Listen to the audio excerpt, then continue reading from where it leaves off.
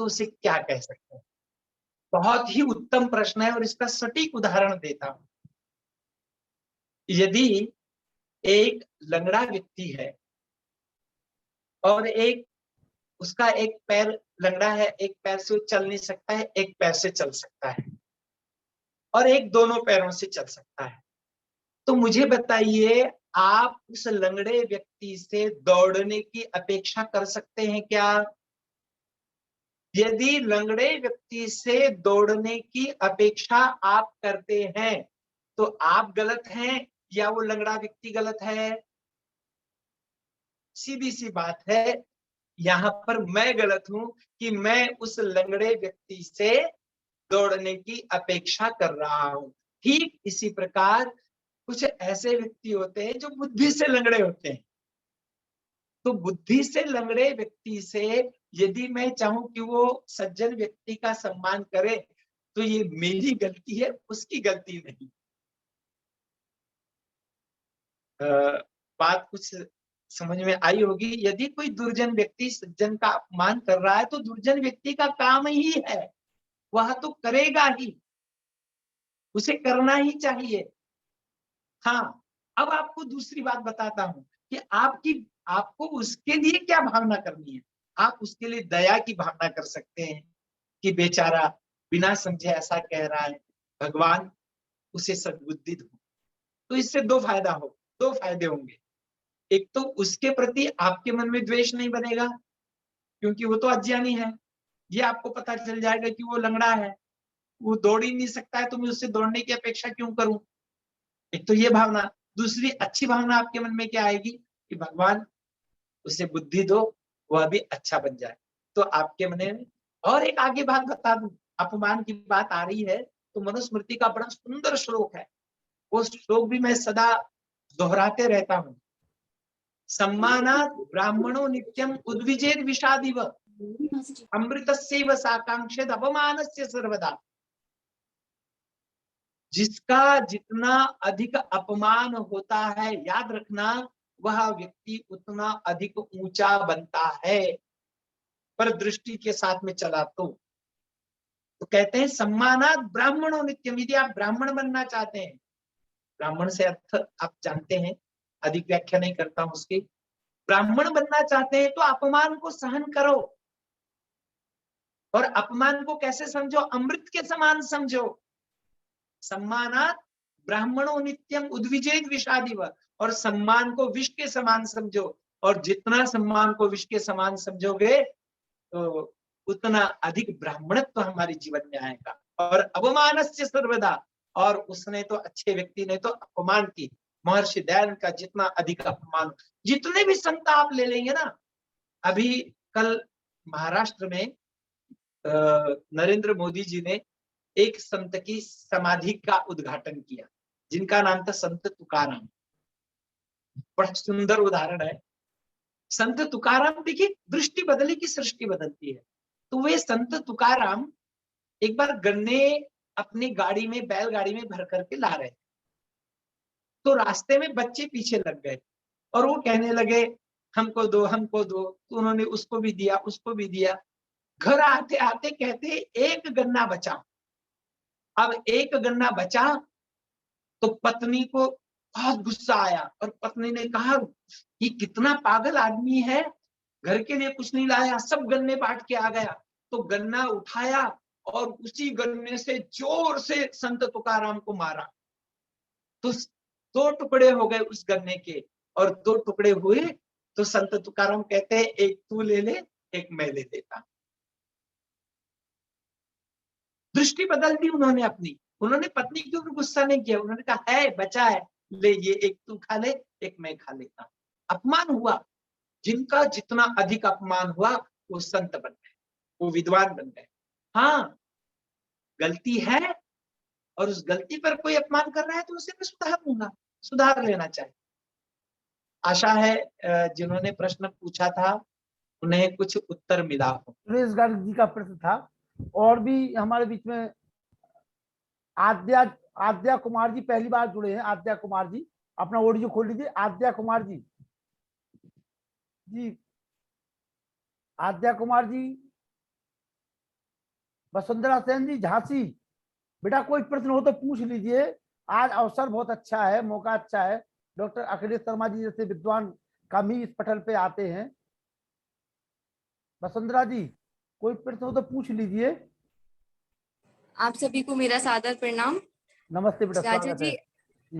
अभी तो कोई प्रश्न नहीं है। आज हमने पूरा कार्यक्रम से हम जुड़े, हमने पूरा सुना उसको। अब हम रेगुलर जुड़ेंगे और जानेंगे, फिर हम आपसे आगे प्रश्न करेंगे। ठीक है, ठीक है। कोई प्रश्न हो, कभी भी मन में शंका हो, किसी भी प्रकार की आर्य समाज को जानने की इच्छा हो ईश्वर के बारे में, तो सारे आज प्रश्नों के पुष्पा उत्तर जी ने हाथ खड़ा किया है शायद। जी हाँ, पुष्पा चराया जी। जी आइए जी पुष्पा जी। चाचा जी, जरूर पूछें। पुष्पा चराया जी, पुष्पा चराया जी। हाँ जी, सादर नमन सभी को, सादर नमस्ते आचार्य जी को भी। मेरा प्रश्न तो नहीं है, परंतु मैं अपने दृष्टिकोण के अकॉर्डिंग थोड़ा आचार्य जी से पूछना चाहती हूँ। पहले प्रश्नों के जी हाँ पूछ लीजिए। हाँ जी, जहां उन्होंने कहा कि एक व्यक्ति मिले, उन्होंने कहा जी मैं तो शिव जी पर जल चढ़ाया तो मेरे बेटे की शादी हो गई। एक बात और कही कि मेरी बेटी की शादी हो गई। हो सकता है उनमें ये आस्था हो, और यदि वो ऐसा सोचते हैं, यदि पहले आस्था होती है तो फिर उनमें श्रद्धा और विश्वास होगा, फिर उनमें भक्ति बढ़ेगी, उससे उनकी बुद्धि सात्विक होगी, वो गलत कार्य करने से डरेंगे। क्या आचार्य जी ऐसा नहीं हो सकता है? उनकी सात्विक दृष्टिकोण होगा। तो मेरा ये आपसे पूछना है कि दृष्टिकोण भी तो बदल सकता है उनका। देखिए, मैंने आपको इसीलिए ये बात कही कि हो सकता है उनका वो हो गया, पर वो जल चढ़ाने से हुआ है ये अगर मान लिया तो गड़बड़ हो जाएगा काम। वो परमेश्वर के नियम का पालन करने से हुआ है। आपने जल भी चढ़ा रहे हैं और रोज ढूंढने जा रहे हैं आप, अच्छा वर मिल जाए, अच्छा वर मिल जाए, तो आप जो रोज ढूंढने जा रहे हैं उसके कारण वो कार्य हुआ। और परमेश्वर ये कहता है कि यदि आप परिश्रम करेंगे किसी भी कार्य के लिए तो उस कार्य की सिद्धि होगी। ये परमेश्वर का नियम है। तो तो उससे यदि उससे जोड़ देंगे तो वो क्या करेगा व्यक्ति, वो हर काम के लिए वहां जाएगा और फिर बाद में जब नहीं सिद्ध होगा। मैंने ऐसे ऐसे लोग देखे हैं कि जो रोज मंदिर, जिन्होंने मंदिर तक बनाया था, और एक दिन ऐसा हुआ कि जो इतनी पूजा पाठ करता था उसी का एक्सीडेंट में उसकी मृत्यु हो गई। अब उसकी मृत्यु हुई तो उसके घर वालों ने मंदिर में ताला लगा दिया कि आज के बाद हम जाएंगे नहीं, कि ये इतनी भक्ति करते थे उसके बाद भी ऐसा हो गया तो इसका मतलब परमेश्वर नहीं है। तो ऐसा होता है, वो पूरा नास्तिक बन जाते हैं लोग। क्यों? क्योंकि उन्होंने परमेश्वर के सत्य स्वरूप को नहीं समझा था। परमेश्वर का ये भी नियम है, गाड़ी तेज चलाएगा कोई भी व्यक्ति, सामने वाला हो या मैं हूं, और सामने कोई आ जाएगा तो एक्सीडेंट होगा ही, और एक्सीडेंट होगा तो मृत्यु को प्राप्त होगा ही। ये परमेश्वर का नियम है। तो ये नियम नहीं जाना उन्होंने, ये सच्ची बात नहीं जानी उन्होंने। उन्होंने क्या सोचा कि मैं तो अभी ये कहना चाहूंगी आचार्य जी, इसमें मैं तो ये कहना चाहूंगी ये दुख और सुख तो हमारे भाग्य में है, कुछ हमारे प्रारब्ध है, उसके अनुसार होने हैं। यदि हम ये सोच लें तो फिर हम उसको विपरीत दिशा में जा नहीं सकते हैं। दुख आएगा तो वो हमारे प्रारब्ध में लिखा हुआ था तो तब आया। हो सकता है ऐसा करने से उनकी आगे श्रद्धा, विश्वास, भक्ति, सात्विक विचार भी हो सकते हैं। प्रारब्ध से पुरुषार्थ बड़ा है, हाँ जी। और यदि पुरुषार्थ सही दिशा में किया जाता है तो प्रारब्ध बदला जाता है। अभी हमारे गर्ग जी भी एक बड़ा अच्छा प्रश्न कर रहे हैं कि यहाँ पर तो दुर्जनों की संख्या ही अधिक है। ये आपने बिल्कुल सही बात कही गर्ग जी की, दुर्जनों की संख्या अधिक है।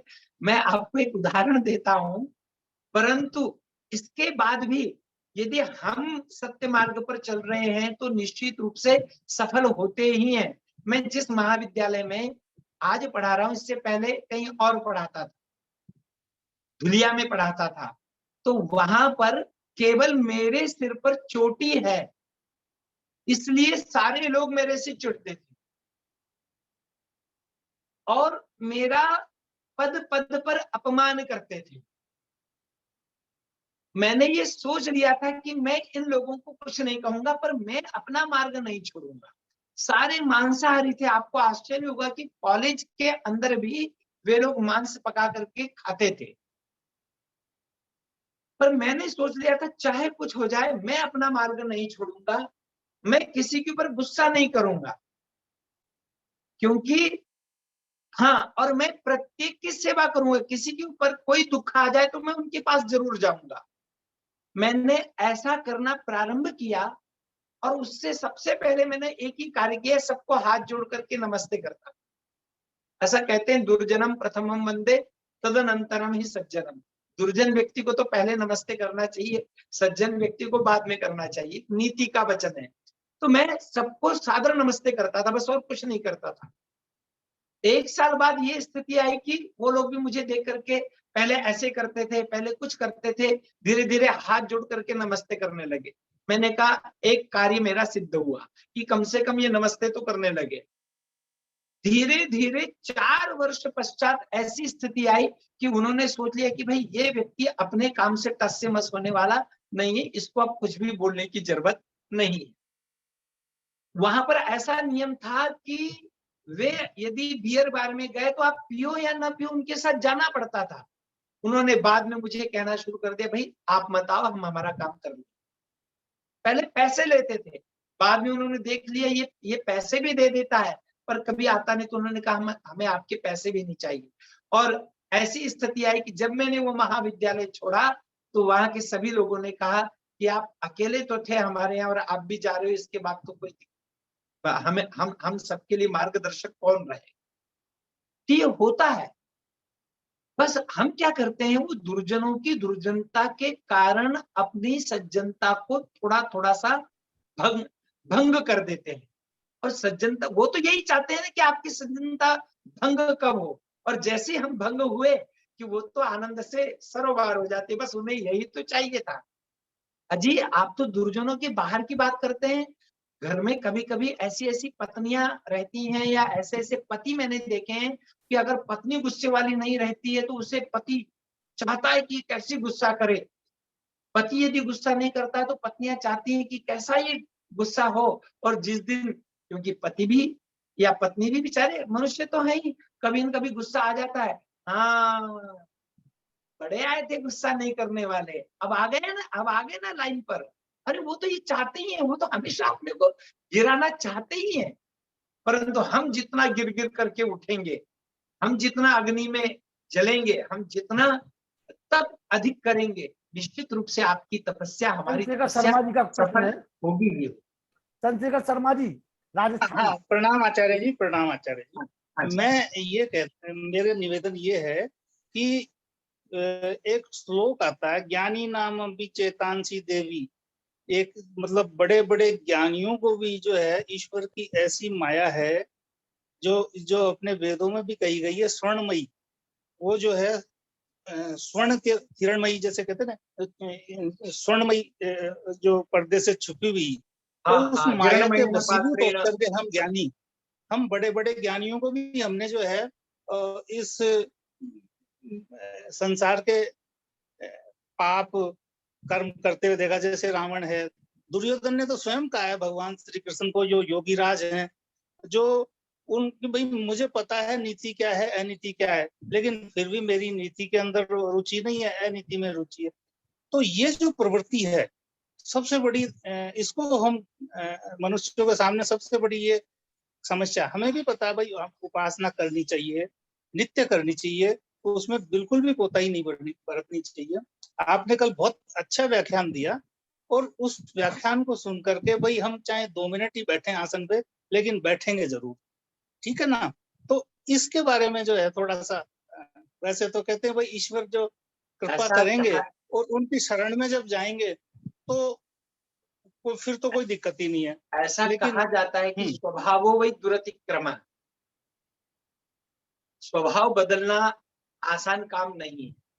दुर्योधन का जो स्वभाव बन गया था, और उसी स्वभाव पे उसने कहा था कि जानामि धर्मम नच में प्रवृत्ति, जानाम्य धर्मम नच में निवृत्ति, केनापि देवेन हृदि स्थितेन यथा नियुक्तोऽस्मि तथा करोमि।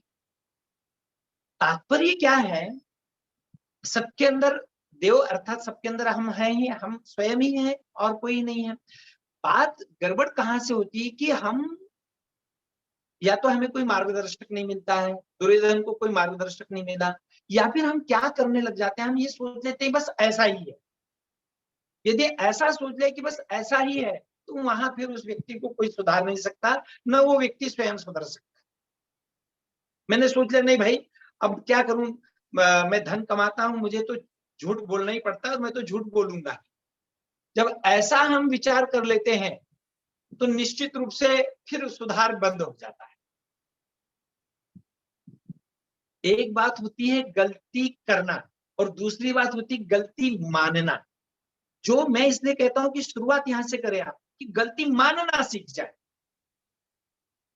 छोटी सी बात है, बुद्धि परिवर्तन की छोटी सी बात है कि मैं अपनी गलतियों को मानना सीख जाऊं, और जैसे ही मानूंगा कम से कम स्वीकार करने की प्रवृत्ति मेरे अंदर आएगी। वैसे ही इसलिए अभी और गर्ग जी भी प्रश्न पूछ रहे हैं कि भाई बुद्धि को सुधार करने का या बुद्धि को बदलने का तरीका क्या है। बुद्धि ऐसी बदलती है कि वाणी के दोषों से मैं दूर रहूं, मन के दोषों से मैं दूर रहूं, शरीर के दोषों से मैं दूर रहूं, और विद्या आती है। अब बुद्धि बदलना है तो विद्या से बदलना है, और विद्या आती है आगम काल से, स्वाध्याय काल से, प्रवचन काल से और व्यवहार काल से। तो ये आगम काल हमारा जितना अधिक हो, तो आगम काल तो हो ही रहा है, उसके बाद में स्वाध्याय काल। अब जैसे जो भी सुना हमने, जो भी हमने चर्चा की, इसको थोड़ा सा बैठ करके जब तक विचार नहीं करेंगे ना, तब तक बुद्धि में परिवर्तन नहीं होगा। तो इसको बैठ के विचार करेंगे, और विचार करने के बाद वही हम बोले बार बार, वही हम सुनाए बार बार, और जब वही सुनाएंगे तो निश्चित रूप से वो व्यवहार में हमारे आएगा ही, और जब व्यवहार में आएगा तो बुद्धि हमें बदली हुई लगेगी। तो हम जब भी जो भी व्यवहार करें तो उसको थोड़ा सा देखें। आपने देखा होगा रोड पर जाते हुए जहां पर आड़े तिरछे मोड़ आते हैं, वहां पर एक वाक्य लिखा रहता है, देखो, रुको, देखो और फिर जाओ। तो रुको, आप किसी भी कार्य को करें, रुको, जरा थोड़ा सा रुकिए ना जरा एक बार। हम क्या करते हैं, प्रतिक्रिया तुरंत व्यक्त कर देते हैं किसी भी कार्य की हो। तो हम जरा रुके ना, देखें एक बार। किसी ने हमें गाली भी दी तो देखें ना, हो सकता है कि मैं गाली देने योग्य था, ऐसा भी हो सकता है।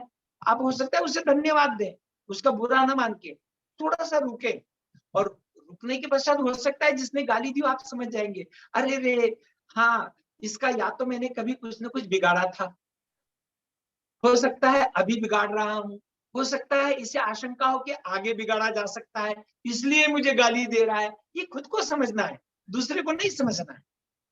और कभी कभी ऐसा भी होता है कि मैं इसको इतना समझाता हूं तो भी ये समझता नहीं, इसलिए सज्जन व्यक्ति दुखी रहते हैं। तो वहां पर एक तराजू वाली बात समझ लिया कीजिए। एक तराजू है, एक तरफ 1 किलो वजन है, एक तरफ आधा किलो है, तो 1 किलो वाला नीचे रहेगा, आधा किलो वाला ऊपर रहेगा। आप किसी को अपनी बात समझा नहीं पा रहे हैं तो ये समझ लीजिए कि मेरी बुद्धि कम है, बात खत्म है। उस जो समझ नहीं रहा है ये समझ लीजिए कि इसकी बुद्धि ज्यादा है, तो क्यों परेशान होना है। हो सकता है आप फिर ये प्रयत्न कर सकते हैं कि ज्यादा बुद्धि वाले के पास उसे ले जाएं और उससे समझवाएं। आपसे नहीं समझ रहा है ना, तो आप अपनी हार मान लीजिए ना। हाँ भाई, उसकी बुद्धि ज्यादा है, मैं समझा नहीं पा रहा हूँ, बात खत्म है। आप क्यों दुखी होते हैं, आप क्यों परेशान होते हैं। ये भी एक उपाय है दुखों से बचने हम तो स्वयं अपने आप से ही परेशान है ना, दूसरा तो कोई है ही नहीं।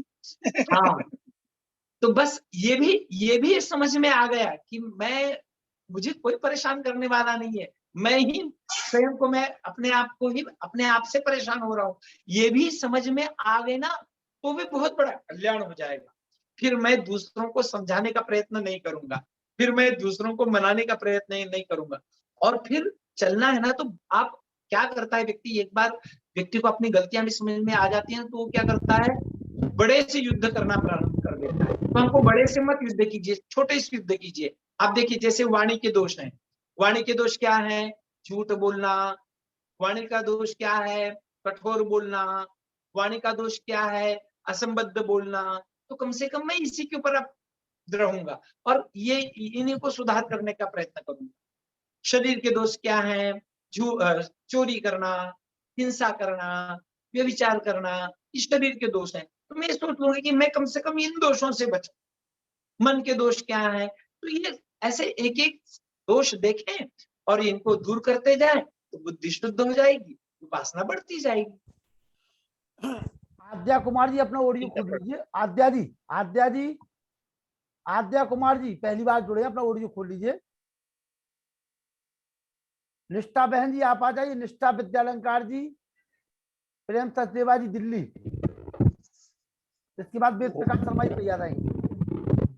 ओम नमस्ते जी। नमस्ते सचदेवा जी, नमस्ते।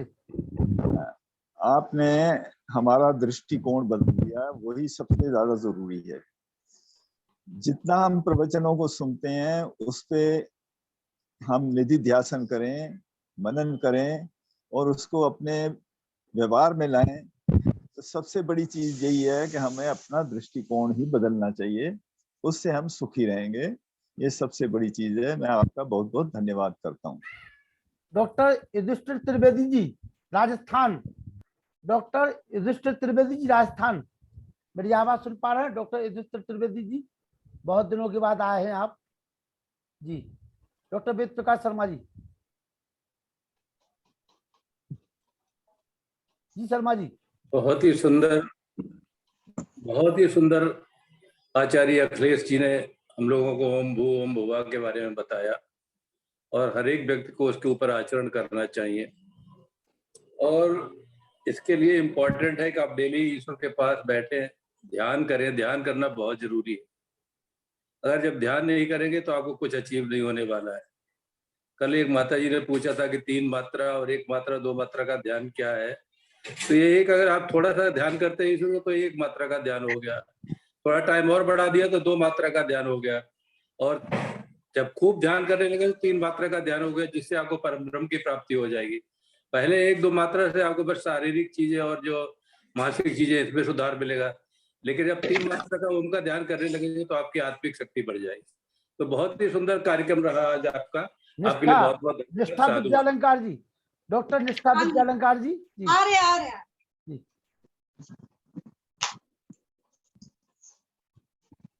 डॉक्टर निष्ठा विद्यालंकार, लखनऊ राष्ट्रीय संस्कृत संस्थान।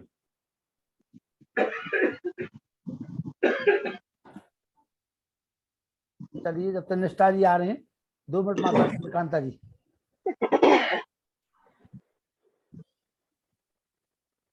माता चंद्रकांता जी। हाँ जी। प्रियवीर लखनलाल जी नमस्ते जी। नमस्ते जी। नमस्ते जी। आदरणीय डॉक्टर अखिलेश्वर जी, आदर श्रद्धेय मुनि जी, प्रियवीर नरुल्ला साहब और मेरी बिटिया निष्ठा जी तथा नमस्ते छोटी बहन मेरी पुष्पा चराया जी, सभी को सादर अभिनंदन तथा योग अभिवादन। आज कार्यक्रम बड़ा ही उत्तम प्रेरणादायक रहा। डॉक्टर साहब ने तो सत्यार्थ प्रकाश के तृतीय समोल्लास, नवम समोल्लास, मनुस्मृति सबके ज्ञान को हमारे सामने बड़ी व्याख्या से, सरल ढंग से व्याख्या करके हमारे सम्मुख रखा और अनुकरणीय है। इसको मनन करने की आवश्यकता है। जब तक हम अपने जीवन में प्रक्रियात्मक रूप से नहीं लाते तो हमारा उत्थान नहीं हो सकता, चाहे कितने ही हम प्रवचन क्यों ना सुनते रहें। छोटी छोटी बातों की ओर ध्यान दिया है कि सबसे पहले हम अपनी गलतियों को तो माने, गलतियां तो मानना सीखें। जब हमें अपनी गलतियों को मानने की आदत हो जाएगी तो हम अपनी गलतियों में सुधार करते चले जाएंगे और सत्गुण हमारे अंदर प्रवेश होते चले जाएंगे। और श्रद्धेय मुनि जी ने आरंभ में बहुत सुंदर उद्बोधन दिया महावृत्तियों के विषय में, गायत्री जाप के विषय में, बड़े उत्तम ढंग से उन्होंने भी बताने का बहुत बहुत आभार आपका डॉक्टर निष्ठा, बहुत बहुत आभार, धन्यवाद। डॉक्टर निष्ठा विद्यालंकार जी। बहुत ही उत्तम ढंग से हमारे भाई भोजन हो गए आपके? भोजन ही कर रहे हैं। भोजन ही में लगे हुए थे। नमस्ते बहन जी, नमस्ते। जी जी। श्रद्धेय डॉक्टर अखिलेश आचार्य जी और हमारे भाई लखन लाल आर्य जी बहुत ही सुंदर ढंग से, बहुत ही उत्तम ढंग से इस कार्यक्रम को संचालित कर रहे हैं। और सारे प्रबुद्ध श्रोता वर्ग, आचार्य जी को मैंने प्रथम बार सुना है और दर्शन भी शायद पहली बार ही हो रहे हैं, लेकिन आपका वक्तव्य बड़ा ही अद्भुत लगा और छोटी छोटी बातों की जो व्याख्या आपने दी है वो बहुत ही मार्मिक है। विद्या क्या है, अविद्या क्या है और किन किन 4 प्रकार की विद्याओं को धारण करके हम जीवन में सुखी और संपन्न हो सकते हैं। और विविध प्रकार की शंकाएं भी आई, उनका बखूबी आपने समाधान भी बड़ा सुंदर ढंग से किया और सकारात्मक विचार रख करके ही हम सारी दुनिया के विजेता बन सकते हैं।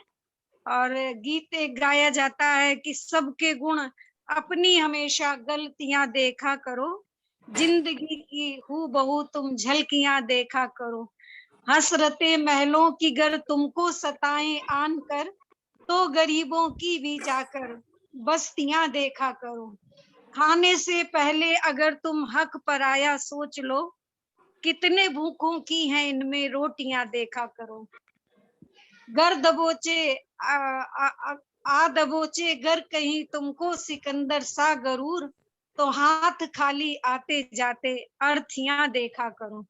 तो इस प्रकार से आपने बहुत ही सुंदर विषय की पुष्टि की है और बहुत ही अच्छा लगा। बहुत सरल, सहज और ग्राह्य आपका उद्बोधन रहा।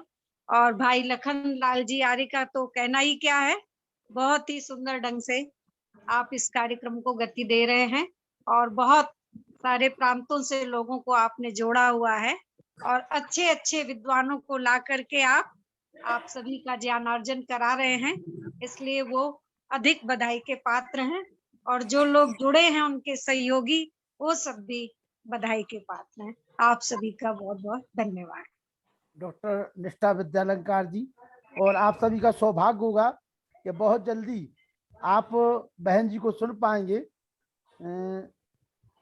18 जून से लेकर के 20 जून तक 4 दिन का कार्यक्रम बहन जी का रहेगा, डॉक्टर निष्ठा विद्यालंकार जी का। और उनका जो विषय है पुरुषार्थ चतुष्टय, आर्य समाज, सत्यार्थ प्रकाश और मनोभवा, ये 3 विषयों पे आप व्याख्यान देगी। 18, 19, 20 जून को आप लोग सभी तैयार रहें अपने अपने इष्ट मित्रों को लेकर के। और डॉक्टर निष्ठा विद्यालंकार जी को आप पहली बार इस पटल पर सुनेंगे। डॉक्टर व्यास नंदन शास्त्री बिहार, डॉक्टर व्यास नंदन शास्त्री जी जो हमारे प्रोफेसर साहब हैं बिहार से, डॉक्टर व्यास नंदन जी। चलिए अनिल अरोड़ा जी आप आ जाइए। अनिल जी। जी, परम आदरणीय अखिलेश जी, मुनि पुरुषोत्तम जी, लखन जी, डॉक्टर निष्ठा विद्यालंकार जी और बहन चंद्रकांता जी, वेद प्रकाश जी, सबको सादर प्रणाम। डॉक्टर अखिलेश जी ने जो आज व्याख्यान दिया उनको शब्दों में बयान करना मुश्किल है, उसके लिए तो शब्द ही नहीं है कि इतना सुंदर व्याख्यान था। उन्होंने मानव के बारे में जो इतनी अच्छी बातें बताई वो वाकई बिल्कुल प्रैक्टिकल बात है। और हम आप भी देखते होंगे कि हम संध्या में रोज मंत्र बोलते हैं, योवस्मात् द्वेष्टि यम वयम दुष्मस्तम वो जम्बे दद्म है, यानी जिससे हम द्वेष करते हैं उस द्वेष भाव को हम आपके यानी परमात्मा के दांतों के बीच में रखते हैं और आपके न्याय पर छोड़ते हैं। तो वही बात बिल्कुल सही है। वही जैसा प्रेम से देवा जी ने कहा कि सवाल दृष्टिकोण का है, तो दृष्टिकोण अपना बिल्कुल सही होना चाहिए। और क्योंकि हमेशा ये मानने वाली बात है कि परिस्थितियां कभी आपके हमारे अनुकूल नहीं होंगी, लोग हमारे अनुकूल व्यवहार नहीं करेंगे। हर आदमी अपने अपने विचार से व्यवहार करता है, अपने व्यवहार से अपने हिसाब से व्यवहार करता है। हमें अपना जीवन। डॉक्टर व्यास नंदन शास्त्री जी। जी जी, डॉक्टर व्यास नंदन शास्त्री जी स्वागत है आपका। जी, आइए। मैं कुछ विलंब से जुड़ा आज लखन लाल जी, जी, क्योंकि महाविद्यालय में कार्यक्रम था मेरा, जी और वहां से वर्षा के कारण फिर हम फंसे रहे। जी तो आए तो आचार्य जी का चल रहा था। जी जी जी आचार्य डॉक्टर अखिलेश जी का कार्यक्रम मैंने एक दिन पूर्व सुना था और आज भी सुना। बहुत संक्षेप में प्रश्नोत्तर जब चल रहा था उस समय उनसे जुड़ पाया, इसलिए बहुत ही मैं अपने को सौभाग्यशाली समझता हूँ कि उनके विचार बड़े स्पष्ट हैं और बड़े सरल हैं और ऐसे उद्भट विद्वानों को आपने जोड़ा है।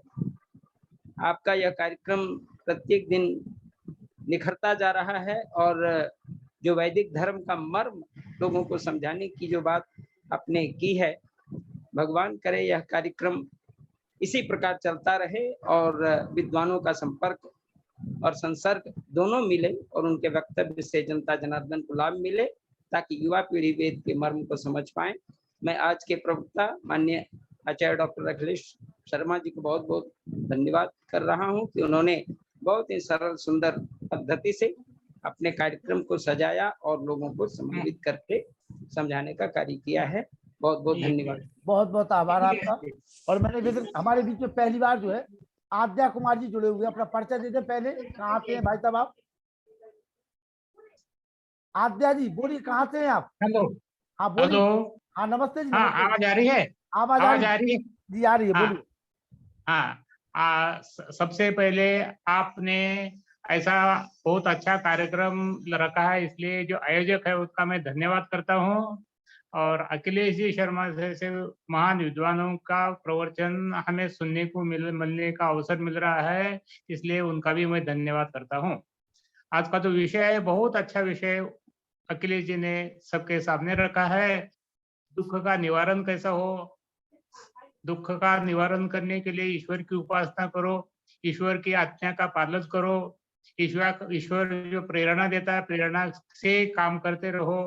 और प्रेरणा के साथ जो अपना वैदिक धर्म है, जो वेद के अनुसार चलने वाला अपना धर्म है, वेद में बताए गए सभी जो अपने नियम है, नियम का पालन करके ईश्वर का दिया हुआ नियम के पालन करके किए तो अपने सभी प्रकार के दुख नष्ट हो जाते हैं। तो आज अखिलेश जी ने बिल्कुल संक्षिप्त में बहुत अच्छे उदाहरण करके हमें समझाया। भाई साहब कहाँ से हैं आप? मैं महाराष्ट्र से हूँ। पूरा नाम क्या है आपका? मैं महाराष्ट्र मेरा नाम है डॉक्टर प्रकाश कदम। डॉक्टर प्रकाश कदम। हाँ वो मैं मेरे डॉक्टर इनला से उससे फोन किया हूँ, इसलिए पहले शुरुआत में मुझे समझ में नहीं आ गया। चलिए तो मैं डॉक्टर प्रकाश कदम हूँ। हाँ जी मैं प्रोफेसर था फिजिक्स का। अच्छा हाँ बोलिए। प्रोफेसर है फिजिक्स के आप? हाँ मैं प्रोफेसर था फिजिक्स का यूनिवर्सिटी में और रिटायर हो गया हूँ। आर्य समाज का कार्यकर्ता हूँ। बहुत बढ़िया, स्वागत है प्रकाश कदम जी, और आगे भी जुड़ी रहिए आप, है ना? अपेक्षा है आप। हाँ बिल्कुल। हाँ धन्यवाद जी, सभी को धन्यवाद देता हूँ। नमस्ते। नमस्ते। अर्जुन कार्ला जयपुर। अर्जुन कार्ला जी, अर्जुन कार्ला जी, फिर मैं मुनि पुरुषोत्तम वानप्रस्थ जी को आवाज दे रहा हूँ। अर्जुन कार्ला। हाँ जी, मैंने तो कल भी सुना था, कल भी अपने प्रक्रिया दी थी कि ये इतने सरल ढंग से सब कुछ बता रहे हैं। कई बातें हम छोटी छोटी बातों को इग्नोर करते थे पहले, वो हमारी गलती होती थी। सबसे पहले हम किसी को और को नहीं सुधार सकते, अपना दृष्टिकोण ही बदलेंगे तब जाकर के हालात को सुधार सकते हैं। हाँ जी आभार आपका। श्रीकांत जी, श्रीकांत जी परिचय दे दीजिए, कहाँ से? श्रीकांत जी, श्रीकांत जी कहाँ से हैं? श्रीकांत जी, चलिए मुनि जी आप आ जाइए। श्रीकांत जी परिचय दे दीजिए। श्रीकांत जी, मुनि जी आइए। मुनि जी समापन की बेला है, आइए। ओम ओम। धन्यवाद सभी का, साधुवाद। आज 2 दिन से हमारे बीच में जो ओम और महाव्यार्थियों का अखिलेश जी मला वाटतं तुम्ही बोला म्हणतो मला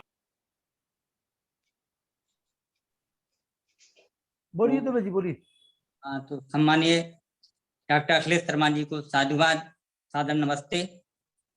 और तमाम हमारे बीच में अभी और भी हमारे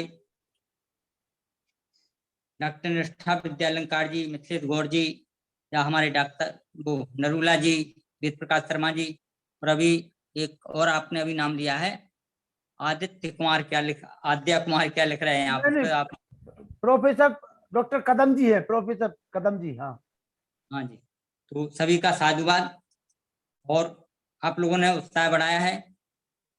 विषय तो देखिए प्रतिदिन का श्रेष्ठ से श्रेष्ठतम आ रहा है हमारे आपके बीच में, और आप जुड़े रहेंगे, आपको मिलेगा। और ये हम लोगों की तो शैली बन गई ना कि आज का विषय तो बहुत ही अच्छे ढंग से रख दिया, बहुत अच्छा रख दिया। मैं पूछता हूँ कि किस दिन का विषय हमें अच्छा नहीं लगा है? सभी दिन कोई ना कोई, देखिए हमारे बीच में जो आ रहे हैं बहुत अच्छे विद्वानों को लखनलाल जी बुला रहे हैं। अच्छे विद्वानों को मानता हूं मैं, और विद्वान वैसे तो सभी हैं अभी जो बैठे हुए, मैं सबको मानता हूं, लेकिन विशिष्ट विद्वानों को आप बुला रहे हैं, तो प्रतिदिन का विषय ही हमारा विशिष्ट रहेगा, अच्छा रहेगा। तो मैं सभी के लिए सादर प्रणाम करते हुए, नमस्ते करते हुए, चलिए और शांति पाठ कराएंगे। मेरे बच्चे कहाँ हैं शांति पाठ के लिए? शर्मा जी बच्चों को बुलाइए। मैंने सबके माइक खोल दिए हैं। चलिए निष्ठा जी आप ही शांति पाठ कराइए।